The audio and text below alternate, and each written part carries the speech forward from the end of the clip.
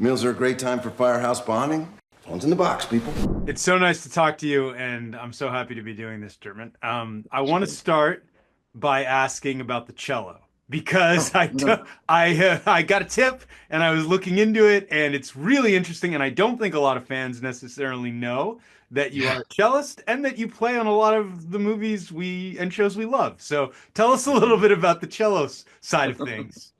Well, if you added up all the box office of the films that I've worked in the orchestra and played on the score, it would far surpass, the films if you added up the box office numbers of films I appeared in. So, I became a member of Michael Giacchino's orchestra for about 12 years. I haven't played recently, so I hope he has me back. But we're lifelong friends, and I'm so grateful.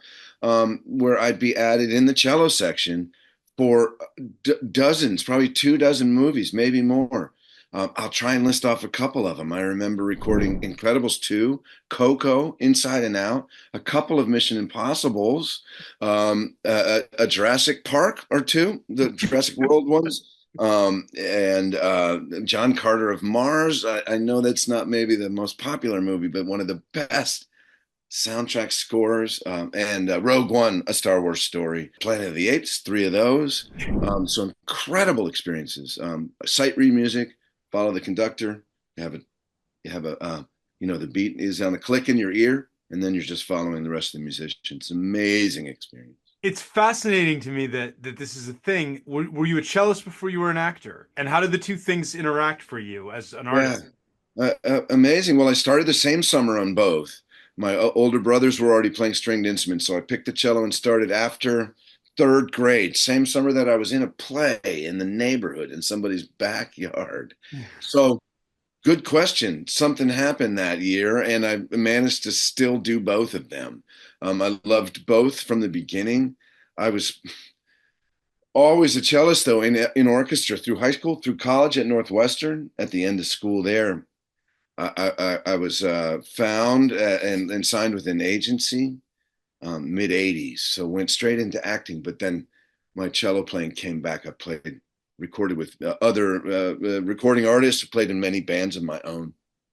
But I played cello in a couple of movies. Daddy, a TV movie early on. And The Thing Called Love, I play a great song. Rivers Phoenix is in the front. It's his song, Lone Star State of Mind, and I'm in the back. I think I'm plucking cello. Oh A couple man. other places too. Samantha's a movie with Martha Plimpton and Ione Skye from way back, and we were all string musicians in that. I played a cellist, so I have It's like woven into the I have fabric. footage. I have footage of me on string. It's in your whole creative career, though. It's amazing. Yeah, You referenced Northwestern. It's a perfect segue because you have a Midwest connection and a Chicago connection, yeah. and Chicago Fire is part of what we're talking about. I know jumping into this, you were filling some big shoes in terms of the character and in terms of Dom coming in and the role he plays. You've jumped into a couple other big shows in your life that were already huge and you played it Oh, off. Like, how was this? How did it feel joining? How has it gone filling the role? Like, how did the family of this 13 seasons you're on yeah, now, like, yeah. embrace you or not? I've heard they embraced you, so I'm Oh, assuming. very much so. And if you mean I've done it before, referencing Yeah. Shameless, And joining Friends, that you also hit jumped stream, into Friends but and they were, were already a hit. So I yeah. recommend that to anybody. And I've done it again, where I just float in on somebody else's coattails after they've made this incredible show. So I did jump in just midstream. I had no concept of how everyone told me, but I just didn't get a sense of how beloved Boden was, Eamon Walker's character as the chief for all those years. So that's built in, knit into the part of Pascal is who that other guy was. And it's been amazing to learn that. You'll see coming up. I'm permitted to inform you. Ooh, Boden comes back at least for one episode, and it's really a special visit. That everyone there was thrilled that he returned, meaning literally cast, crew, everyone. But the episode's really interesting too, so stay tuned for that. And I got to work like really head to head with him in some intense scenes. So they didn't pull any punches. that's awesome. That is juicy. Yeah, yeah, When you're kind of like integrating into a team. It's a team on screen, but it's a team off screen, like this ensemble and what they've built. How did your dynamic, the way Dom interacts versus the way Dermot interacts with everybody? Yeah. Like, how does that? Can you talk a little bit about that? Like, just the way it Yeah, all this is an enormously close group of colleagues. It's incredible to witness. And if you're 12 years in, with very little turnover, I mean, they still the group text that I'm a part of would just bring a tear to your eye. You wouldn't believe what they're doing. Showing up for us, their friend's daughter's ballet dance concert, weekends together, golf games. They spend time together on their hiatus. They have 2 months off, and they go to resort together, invite me to everything. So it's an extraordinary group of people. I can't say enough about them. I'm also part of joining something. I'm seeing actors who are so innately in their character now. No one, few of the others are doing what I'm doing, which is kind of still fitting on this character, seeing where it leads and stuff like that. It's so much a part of who they are. It's so amazing to watch, and to work opposite on camera with them, because they're all right away super real, and they're not exactly like they are in real life. Um, It seems so like you they fit. just they turn it on, and you're doing a scene. You're talking to Miranda Ray for a second, and then they say rolling, and then you're acting, and it's like suddenly it's so sudden. It's so wild to watch.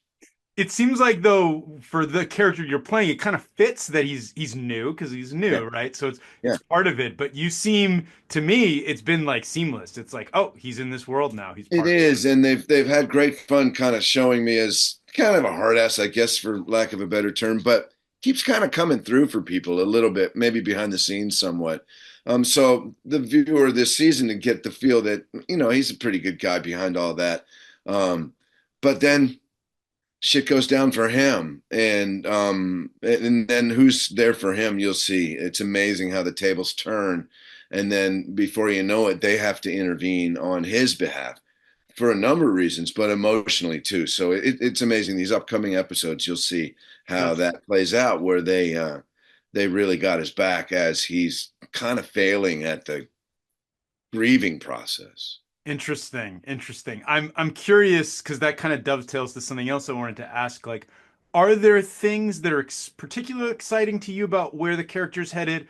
Or are there things you'd really like to see happen? I mean, I know it's all kind of new in a way, but like looking ahead, are you like, this is what I'd love to see happen to him? Or are you just kind of on the riding the Yeah. wave, you know? Yeah, no, literally just riding the wave. I don't expect any input on the character, but it's only now about 18 episodes in that I'm even safe, like thinking about how he thinks, because they wrote a very enigmatic character. So I can make up how he thinks, but if they write something that it doesn't match that. So I've been in this weird realm. It's taken this long for me to kind of let the character sink in. So now I have my hopes for him, of course, that that he weathers this storm.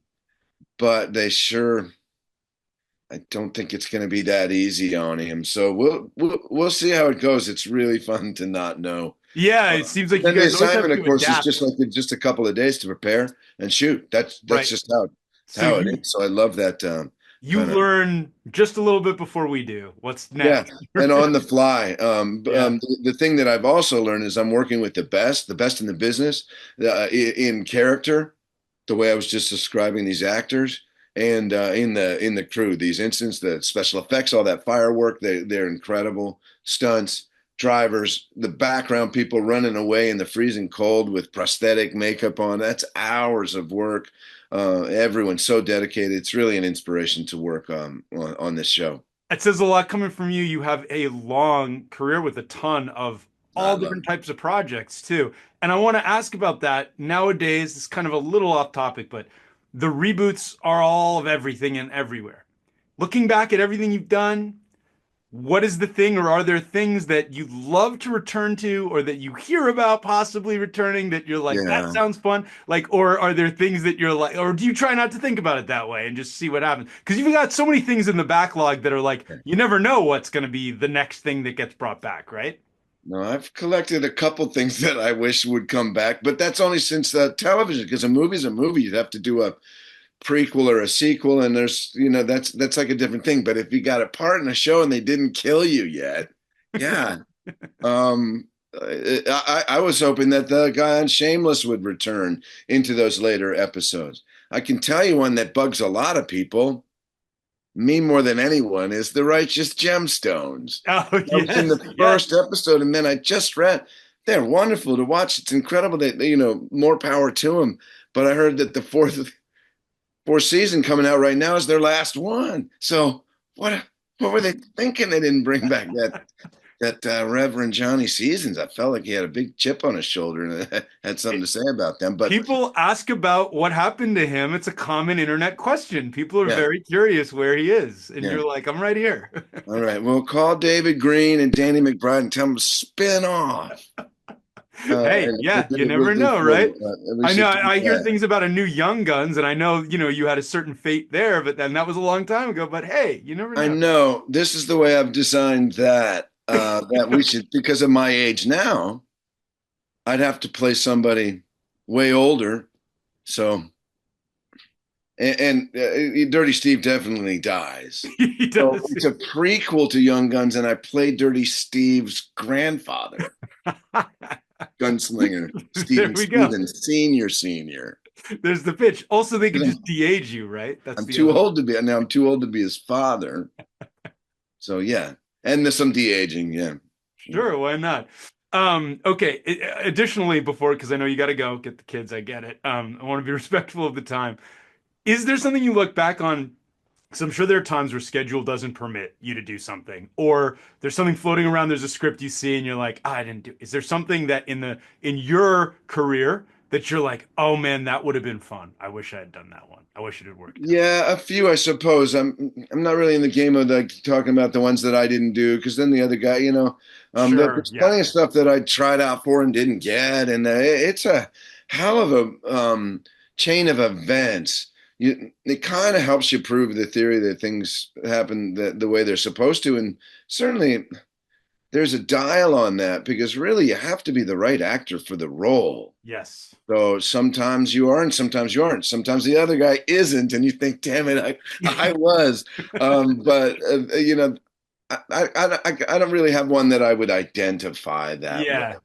I mean, Yeah, and I get it because you don't want to necessarily put it out there, but you are so versatile. I think part of the reason I wanted to ask you is like I could see you in a lot of different things, and I bet a lot of people have over the years. yeah. Well, Even that's been my best luck. That's been my best card, is that I can probably fill in anything you need if I'm age and race and all that appropriate to the role. So I've loved that more than anything. Being jack of all trades kind of actor. on So that note, is there a type of project you'd like to do you haven't? Is there something out there that's like that's a genre I've never been in or something? well, I can't get enough. I still want to do more westerns, and hopefully have a couple in the works or headed that way. Where else? I had such a blast. Art Camacho was the director on Ruthless. So if you haven't caught that, catch that. It's Okay. straight up Liam Neeson kind of Taken movie. So I'd love to do more of those while I still can. Where I can pull that action type of role off. Um, Golly, anything you got. Yeah, those are Maybe those are there's a chance that they're making a wider variety of medium-sized films again. For yeah. a while there, it kind of got into just thrillers and horror because the internet streamers were eating them up. So now maybe we're seeing a little more variety again. I Yeah, hope and so. action and westerns are always big, so there's Yeah, always space for yeah, more. yeah. I want to let you go. I really appreciate you taking the time to do this. Very excited and appreciate it. Looking forward to Thank the you rest of so the much. season too. You bet. No, amazing. Thank you for having our back at Firehouse 51. Thank you.